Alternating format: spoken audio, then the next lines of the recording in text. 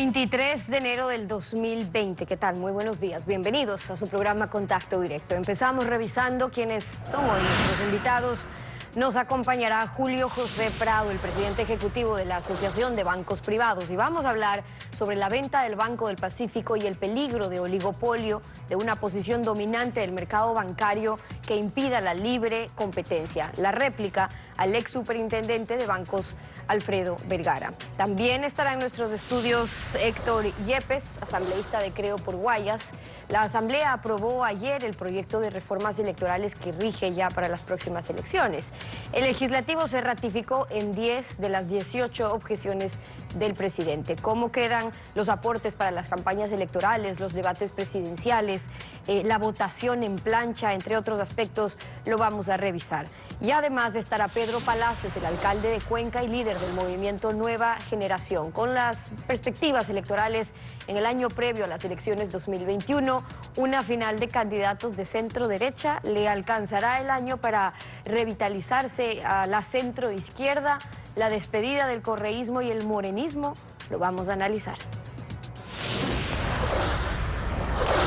Y en una comparecencia que duró 5 horas, la presidenta del Consejo Nacional Electoral, Diana Atamaín, presentó sus pruebas de descargo en el proceso de juicio político ante la Comisión de Fiscalización. Y entre otras cosas, dijo que el movimiento Creo pretende que su delegado, Enrique Pita, asuma la presidencia del organismo.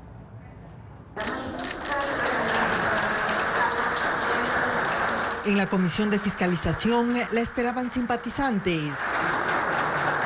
El asambleísta de Creo, Luis Pachala, pidió que se verifique si son empleados del Consejo Nacional Electoral presentes en horario laboral. La presidenta del organismo, Diana Atamaín, empezó su defensa criticando a sus compañeros Luis Verdesoto y Enrique Pita, y al movimiento Creo de Guillermo Lazo, al que pertenecen los interpelantes de su juicio político, Janine Cruz y Fernando Flores. Que el único interés que tienen la bancada de Creo tras este juicio político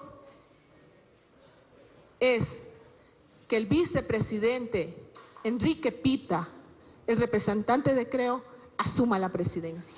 El ego personal y la frustración del consejero Verdesoto al no haber sido electo presidente del Consejo Nacional Electoral ha generado un ambiente hostil de violencia machista e inclusive racista. La señora presidenta Diana Atamaín se encuentra en esta sesión en calidad de presidenta del Consejo Nacional Electoral, y no por su condición de ser mujer, y no por su condición de ser una mujer amazónica.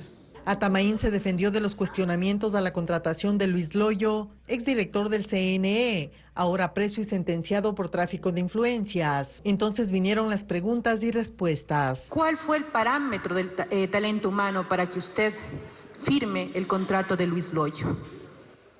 El informe de no tener incumplimiento para ocupar cargo público y los parámetros que se da el mismo Ministerio de Trabajo. ¿Cuántos meses pasaron para que usted vaya a la Fiscalía? No a presentar una denuncia penal, sino un escrito a la Fiscalía.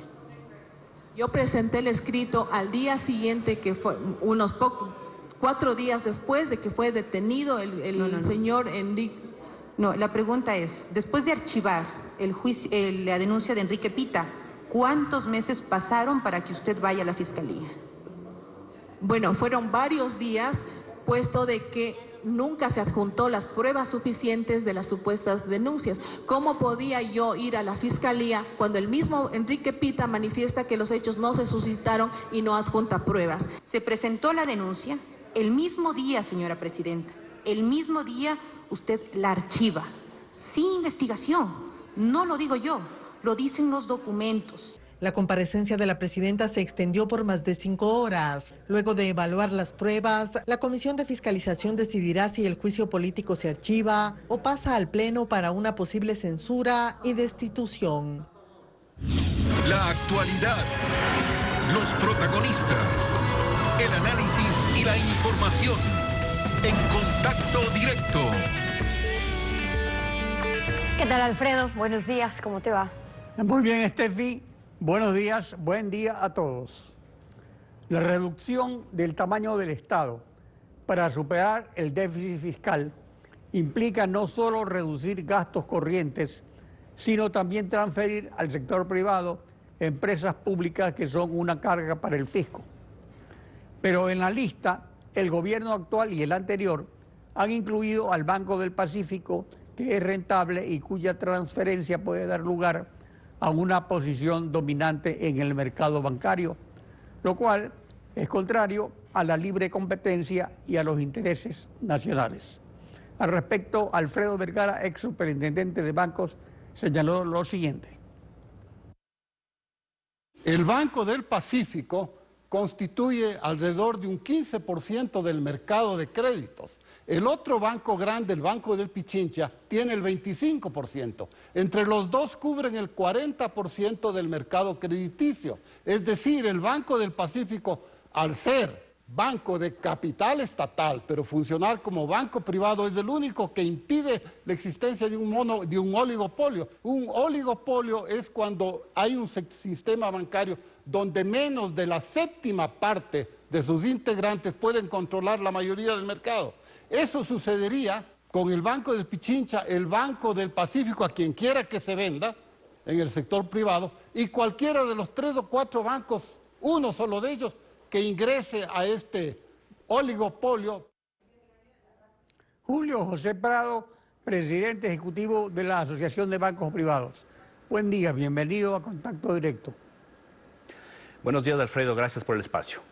¿Debe excluirse de la compra a los bancos que alcanzarían una posición dominante en el mercado? Su réplica. Mire, Alfredo, vale la pena aclarar las declaraciones del ex superintendente Vergara, porque son inexactas en el mejor de los casos y en la mayoría de casos en realidad están equivocadas. El ex superintendente menciona que hay la posibilidad de que exista un oligopolio, o mejor dicho, dice que existe un oligopolio en el sistema bancario, lo cual es, tenemos que decir, categóricamente no existe un oligopolio en el Ecuador, ni con medidas internacionales de Basilea, ni con medidas locales o en base a las leyes locales. Basilea, por ejemplo, lo que hace es regular y medir el tamaño de los mercados y si es que eso va conduciendo a mayores o menores problemas internos. Y en la normativa local, la ley local, lo que analiza sobre todo la Superintendencia de Control de Poder de Mercado, son casos en los que exista posición dominante, ¿no es cierto?, influencia en el mercado, y todos los casos analizados en el Ecuador no existen oligopolios. Es más, el ex superintendente ha dicho que hay una altísima concentración en el mercado bancario en los principales bancos comparado con otros países de América Latina. Quisiera, Alfredo, en ese sentido, mostrarle algunos indicadores y algunas estadísticas de, por ejemplo, el Banco Mundial. Este es el indicador de concentración de activos en América Latina de los 3 bancos más grandes en cada país. Tenemos el caso aquí del Perú, 73% de concentración. Tenemos el caso de Panamá, 66% de los activos. Tenemos Colombia, 64%. Brasil, otros países más. El Ecuador con 54% y el caso de Chile con 43%. Es decir, incluso dentro de América Latina, el nivel de concentración en los 3 y en los 5 bancos más grandes es menor en el caso del Ecuador de lo que tienen otros países. Por eso es que el concepto de que existe un oligopolio se viene abajo inmediatamente. El segundo elemento que ha mencionado el ex superintendente de bancos, Alfredo Vergara, es que el que regula el mercado de alguna forma es del Banco del Pacífico y que si no existiese ese banco, que es un banco privado, ¿no es cierto?, pero con capital público, entraríamos en la posibilidad de que exista un oligopolio, etcétera y demás. Nuevamente, tajantemente, el Banco del Pacífico no es el que regula el mercado. Las reglas de la oferta y la demanda, la liquidez, la demanda de crédito, la liquidez, etcétera y demás, son las que manejan las tasas de interés y regulan las tasas de interés. Además, dentro de un país en el cual todos los segmentos de crédito y todas las tasas están reguladas y están controladas por el Estado, por las entidades de control. Quisiera enseñarle un gráfico más sobre este tema, Alfredo, que es el tema relacionado con las tasas de interés que cobran los 6 bancos más grandes en el segmento relacionado con el tema corporativo, empresarial, industrial y demás.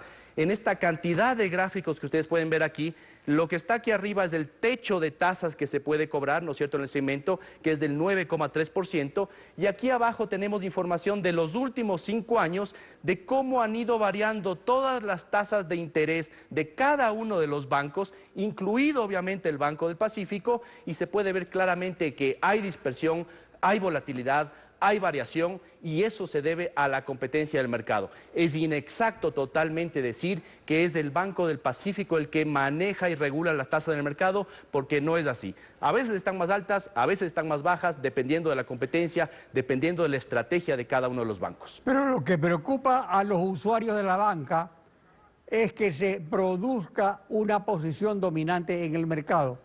Supongamos que no exista. Supongamos que las estadísticas comparativas con otros países latinoamericanos que no son exactamente un modelo son válidas, ya supongamos todo eso. Pero si se lo transfiere el Banco del Pacífico a uno de los 5 bancos más importantes del Ecuador, ¿no se daría esta posición dominante en el mercado? Mira, Alfredo, separemos la pregunta y la inquietud suya, que es muy válida, en 2 partes. ¿Debería venderse el Banco del Pacífico? Y la segunda parte, ¿a quién? ¿No? Entonces, primero abordemos la primera parte. ¿Debería venderse el Banco del Pacífico? Pues nosotros desde la Asociación de Bancos creemos que sí, que no es el rol del Estado el tener un banco que actúa como un banco privado, un banco comercial en el mercado. No es necesario en dolarización y no es necesario en el mercado ecuatoriano tener un banco de esas características que está bajo el control, ¿no es cierto?, del Estado o del gobierno. ¿Cuál es el mejor momento? Y hago una repregunta. ¿Cuál es el mejor momento para vender un activo, para vender un banco, para vender un bien? No es cuando ese activo está a la baja, cuando hay una crisis, cuando estamos con precios bajos y demás, sino más bien en este momento, cuando, por ejemplo, el Banco del Pacífico goza de buenos indicadores, goza de buena rentabilidad, goza de la confianza de sus depositantes y tiene una trayectoria, ¿no es cierto?, de varias décadas. Este es un momento para pensar en venderlo y no en el futuro, cuando podamos tener posiblemente una recesión en el Ecuador, mayores complicaciones y demás. Primer elemento, es un buen momento para venderlo. Segundo elemento, ¿a quién debería venderse, Alfredo? Nosotros lo hemos dicho claramente, lo dije hace una semana en su amable entrevista que me hizo. El tema es que hay que introducir mayor competencia en el mercado local, y si es que se vende a la banca internacional, será una buena señal, ¿no es cierto?, en términos de venida de capitales, mayor competencia y demás. Pero como decimos, no es que están los bancos extranjeros golpeando la puerta y haciendo fila para entrar en el mercado financiero ecuatoriano, porque obviamente es poco atractivo desde el punto de vista legal, normativo y demás, y ojalá podamos cambiar esto rápidamente. Pero la otra opción es venderle a un grupo ecuatoriano, un grupo de capitales, ¿no es cierto?, local y demás, lo cual tendrá que ser auditado, revisado y consultado por la Superintendencia de Poder de Mercado. Tendrá que haber un informe de la Superintendencia de Bancos y obviamente el venderlo o no venderlo dependerá del gobierno, no dependerá del sistema bancario. Hay programas marginales del gobierno con la banca privada, como el bono social soberano para vivienda con el respaldo del BID. Pero normalmente los créditos hipotecarios son con una tasa reajustable y con intereses percibidos no ganados, de acuerdo con la tabla francesa de amortización gradual. Ahora, ¿cómo puede cambiar esta situación para dinamizar la alicaída industria de la construcción? ¿Y cómo pueden haber, por ejemplo, otros programas en favor de los microempresarios o en favor de otros sectores marginales, como las personas que no están afiliadas al IES? Primero, Alfredo, del punto de vista del comentario de la tabla de amortización francesa o alemana, permítame informarle a la ciudadanía, para aclarar este tema, que no es que los bancos deciden qué tipo de tabla de amortización le aplican a las personas que piden un crédito o a las empresas que están pidiendo un crédito. Son, por ley, las personas y las empresas quienes escogen el tipo de amortización y tabla de amortización que se va a utilizar. En el caso de las personas naturales, generalmente tienden a escoger la tabla francesa, porque es una tabla más fija que les da más claridad. En el caso de las empresas, por un manejo más de liquidez, más de tesorería, prefieren la tabla de amortización alemana, y dentro de estas dos, que son las que al menos hay que darle siempre a la ciudadanía para que la tenga, hay una variedad de más de 10, 20, 30 tipos de amortizaciones, incluso muchas más, que se hacen en función de la demanda. Es decir, ahora, es el problema no es en sí la tasa, sino el reajuste que se hace dentro de los bancos. O sea, no es una tasa fija que se respeta. Entonces, ¿para qué existe una tasa de amortización gradual? Mire, las tasas de interés, obviamente, como lo hemos dicho en otra ocasión, responden a las condiciones del entorno, responden a las condiciones del riesgo país, y es ahí, y atendiendo a la pregunta anterior que usted me hizo, en donde tenemos que seguir caminando para tener un sistema bancario mucho más eficiente, mucho más competitivo, que sea en similares condiciones a las que mencionó el ex superintendente en el caso de Panamá.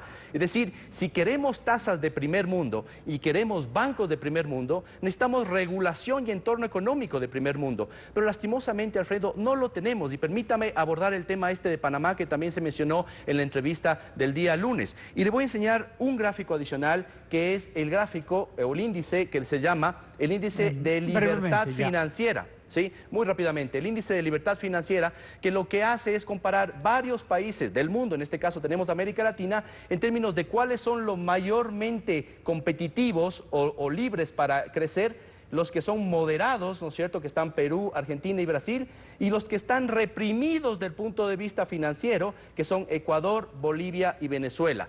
No hemos hecho la tarea en forma adecuada de utilizar la moneda fuerte que tenemos para atraer esos capitales, robustecer el sistema financiero y elevar el nivel de liquidez. Esos son los temas, Alfredo, que tenemos que trabajar. Y en ese sentido, la venta potencial del Banco del Pacífico será un elemento de confianza para el sistema bancario, de introducción de más competencia, y por eso creemos que es una buena noticia y apoyaremos cualquier tipo de proceso que se haga en ese sentido. Bueno, entonces vemos que es una tarea pendiente aumentar la competitividad en la banca, o la competencia, la libre competencia, ampliar el sistema financiero a la banca internacional, y que la venta del Banco del Pacífico no dé paso a una concentración del mercado. Julio José Prado, presidente ejecutivo de Asobanca, gracias por acompañarnos en Contacto Directo. Gracias, Alfredo, por la invitación. Fin. Son las 7:17 de la mañana, tiempo de ir a una pausa con ustedes, y al volver estará Héctor Yepes, asambleísta de la bancada de Creo, y la resolución en la Asamblea sobre el veto presidencial a las reformas electorales que regirán en las elecciones presidenciales y de asambleístas en el 2021. Manténgase usted en nuestra sintonía. Ayer la Asamblea decidió ratificarse en 10 de las 18 objeciones que presentó el presidente a las reformas electorales, y se allanaron a 8. Héctor Yepes, asambleísta de Creo por Guayas y presidente de la Comisión de Gobiernos Autónomos. Bienvenido a Contacto Directo. ¿Qué tal? Muy buenos días, Steffi. Buenos días a todos los ecuatorianos. Buenos días también. Y entonces queda el voto en plancha. El voto solo se podrá hacer por la lista o el partido, no distintos candidatos entre varias listas. Si hay 2 o más, de hecho, en las listas, sería anulado ese voto. ¿Ustedes creen también que eso fortalecerá a los movimientos o a los partidos políticos, o más bien le resta opción al votante? Yo creo que eso, que fue unánimemente aprobado por la Asamblea y no fue vetado por el presidente de la República, primero responde a una realidad en la práctica, más allá de que antes había la opción de votar entre listas. La realidad es que la inmensa mayoría de ecuatorianos ha seguido votando en plancha.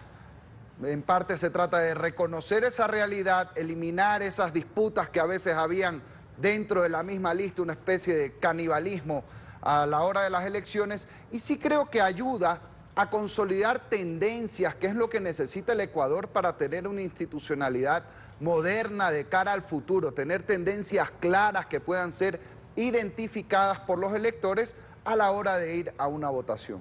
Pero ahí lo que prevalece entonces es el líder del partido o el cacique de determinado movimiento, más que quienes van a integrar nuevamente las listas, porque ya se responderá únicamente, y por eso él votó en plancha, por eso en su momento se lo criticó también, a que no importa quién la integre, sino finalmente quién responde en su líder.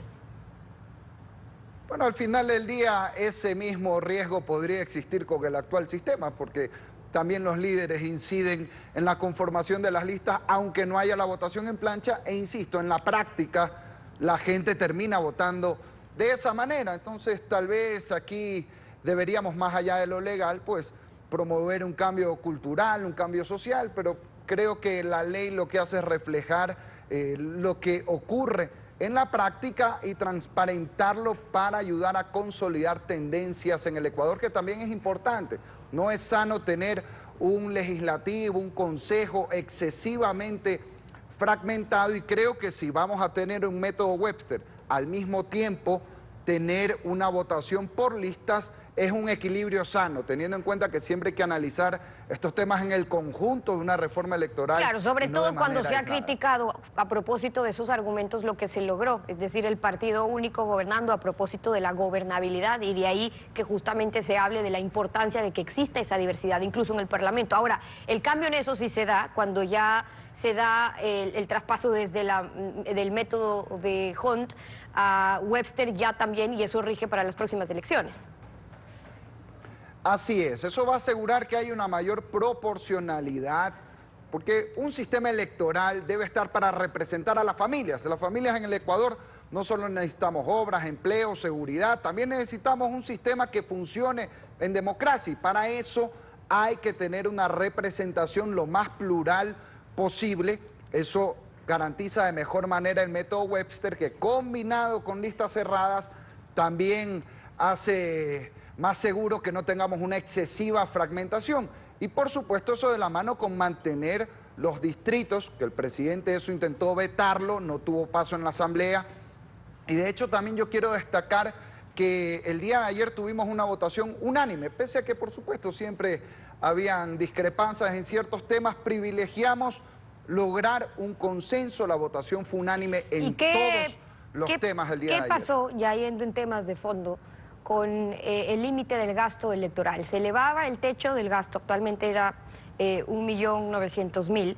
En teoría, para que no se repitan esos casos de arroz verde o a los contratistas financiando campañas a escondidas, proponen sistemas contables ahora que tienen que llevar las organizaciones, por ejemplo, interconexión entre la Fiscalía, Contraloría, que entre ahí la UAFE, que estén monitoreando los recursos, que los aportes sean bancarizados. Suena bien, pero eso es lo que se declara, y otra cosa es lo que ya vimos que pasa en la práctica. Siguen financiando por debajo de la mesa. ¿Por qué la ley no lo permite? ¿Por qué no insistió la Asamblea en transparentar toda esta información sin poner ciertas prohibiciones, incluso de montos o a empresas, no a contratistas, porque eso es distinto, pero para que la gente sepa qué compañía, qué persona está apoyando a un candidato, si igual pasa? Yo en lo personal, Estefi, estoy de acuerdo con lo que acabas de decir, y yo creo que eso sería lo ideal. Lamentablemente una cosa es lo que uno crea, otra cosa es lo que tiene consenso mayoritario en la Asamblea Nacional, y el consenso de la mayoría fue que haya ciertas reglas que ayuden a transparentar, por ejemplo, obligar a que los aportes deban ser bancarizados, pero por supuesto, siempre echa la ley, echa la trampa, y por eso hay un punto aquí importantísimo. De nada sirve una reforma positiva, con saldo favorable en lo electoral, si no tenemos un CNE que controle en la práctica y que garantice elecciones limpias, porque esta plata por debajo, ni se diga cuando hay lavado de activos o incluso vínculos con el crimen organizado que se han denunciado, en ciertos casos todo eso ya es ilegal, ya la ley lo prohíbe. El problema es que en la práctica esa normativa no se está haciendo cumplir, y por eso es que también desde el movimiento Creo hemos insistido no solo en una reforma electoral, sino también en tener un CNE moderno de cara al futuro que tenga lo más elemental, que es decencia para poder aplicar la ley. Ahora, el que el contador, la organización política, el jefe de campaña y el candidato sean responsables del manejo y del uso de los recursos de campaña, pasó en la Asamblea, y digo, sí cambia por lo menos esa mirada para otro lado que pueden hacer los candidatos cuando dicen eso fue el partido o el movimiento político, yo no estaba ni enterado. Totalmente. Queda claro que hay una responsabilidad personal, lo cual obliga a todos los que somos candidatos a involucrarnos y estar conscientes de dónde viene el financiamiento de una campaña, y mañana no decir yo no supe, yo no vi. Eso queda aclarado y también va a contribuir a una mayor transparencia, insisto, siempre que la ley se haga aplicar, porque hoy también hay ley bastante amplia. También la ley prohibía al Estado en la campaña anterior presidencial intervenir en el proceso electoral, y sin embargo se hacía a vista y paciencia. Y recuerden, la campaña anterior a la alcaldía de Quito, el presidente de turno hizo hasta una sabatina 24 horas antes de la elección y el CNE no dijo nada. Entonces, Aquí sí, hay que cambiar la ley, pero también hay que cambiar un CNE para que pueda funcionar, lo cual hoy no garantiza lamentablemente la presidencia de la señora Diana Tamaín. Ya hablaremos sobre algunas de las reformas aprobadas ayer y que rigen ya para las próximas elecciones. Por ahora, gracias Héctor Yepes, asambleísta de Creo, por habernos acompañado en Contacto Directo. Muchas gracias. 7:31, tenemos que ir a una pausa y al regresar estará Pedro Palacios, alcalde de Cuenca y líder del movimiento Nueva Generación de la SUAY. El olfato cuencano para las elecciones presidenciales, su preferencia por la tendencia de centro-izquierda que percibe la nueva generación como perspectiva de las elecciones presidenciales, lo revisamos al volver. El electorado de Cuenca tradicionalmente se inclina por un candidato presidencial de la tendencia de centro-izquierda. En 1996 por Freddy Ehlers, en 1998 y 2002 por Rodrigo Borja. Con Rafael Correa disfrutaron 10 años de poder, con Fernando Cordero, Doris Solís, José Serrano, Carlos Chiriboga, Carlos Mar Carrasco, Esteban Albornoz y Carlos Ochoa. Y en 2017 votaron por Lenín Moreno. Pedro Palacios, alcalde de Cuenca y líder del movimiento de la SUAY Nueva Generación. Buen día, bienvenido a Contacto Directo. Muy buenos días, doctor Pinargote. Un placer, un gusto compartir con usted estos minutos y con los televidentes. Usted no ejerció ningún cargo público antes de ser elegido alcalde por el movimiento Nueva Generación de la SUAY, aliado para las elecciones de los movimientos ecuatorianos unidos, liderado por Edwin Moreno y hermano del presidente, y Democracia Sí de Gustavo Larrea. Ahora, para el 2021, surgen en el escenario dos precandidatos de la tendencia de centro-derecha, Nebot y Lazo.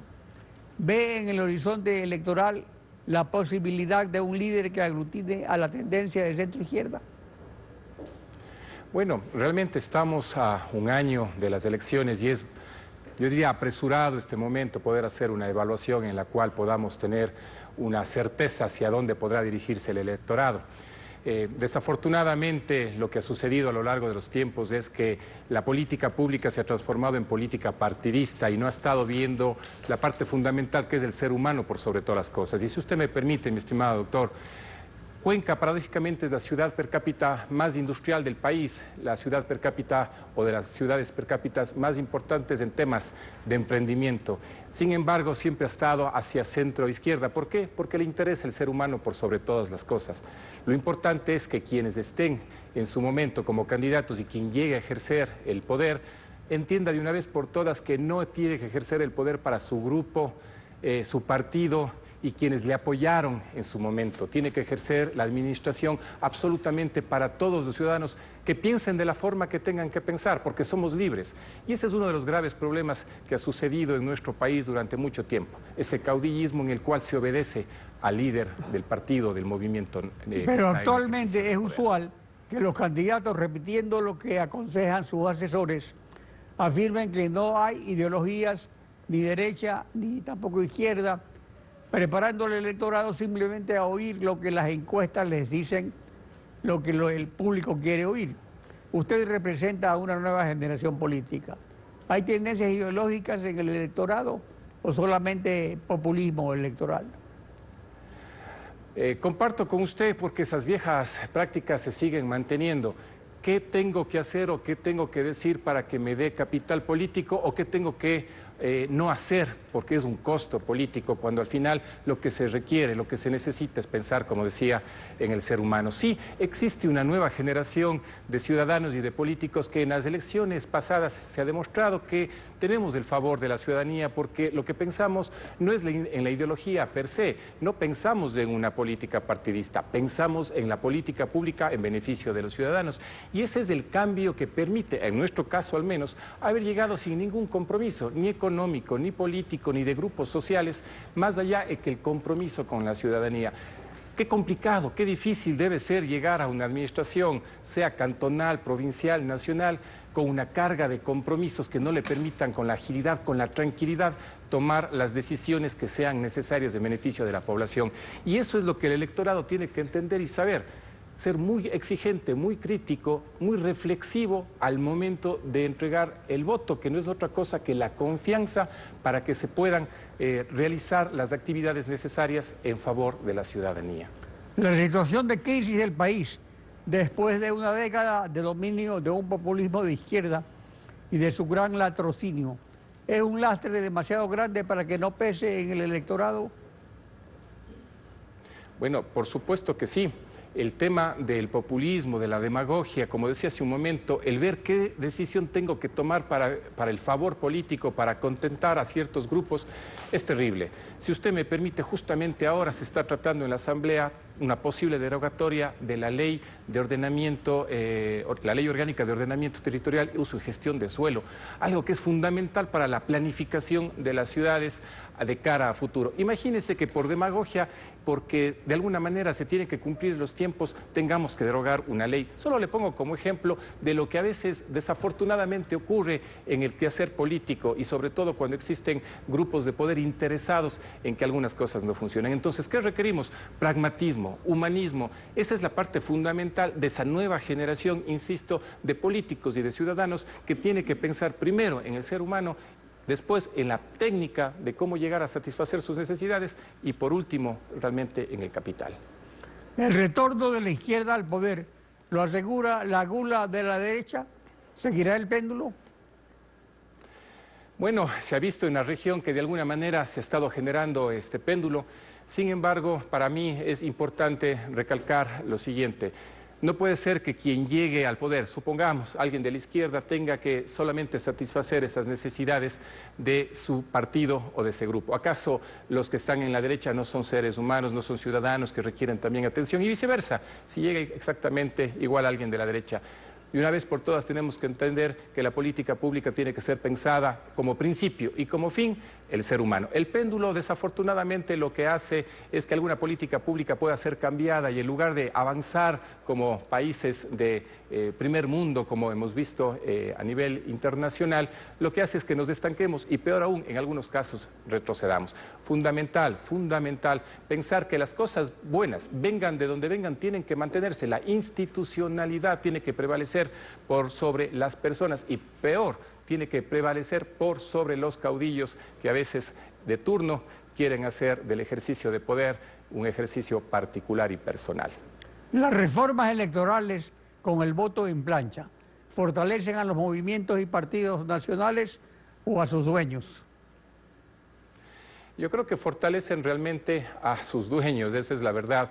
La libertad que tenemos los ciudadanos de poder escoger a la persona, a ese candidato, hombre, mujer, que satisface o que esperamos que satisfaga las necesidades, que realmente le podemos conocer, porque al menos tenemos esa cercanía en el territorio, que lo conocemos de alguna manera, y obligar a que sea un voto en plancha definitivamente no es lo correcto. Pero ahora que usted toca este tema, nosotros propusimos, permítame que yo hable en primera persona, yo propuse en el seno de la Asociación de Municipalidades del Ecuador para que también exista esa reforma en la cual existe el binomio, así como en la presidencia y como en las prefecturas, también en las alcaldías exista la elección de un binomio en paridad de género. Esas son progresividades de derechos y no lo que desafortunadamente a veces encontramos en reformas que lo único que pueden hacer es retroceder el proceso de democracia. Pedro Palacios, líder del movimiento Nueva Generación de los Guay. Gracias por participar en Contacto Directo. Siempre a sus órdenes. Muchas gracias. Un buen día. Igualmente, Estefi. Concluimos así esta emisión. A ustedes también, Alfredo, el lunes. El próximo lunes estaremos con ustedes. Mañana con Lenin Artieda y Samantha Mora. Buenos días.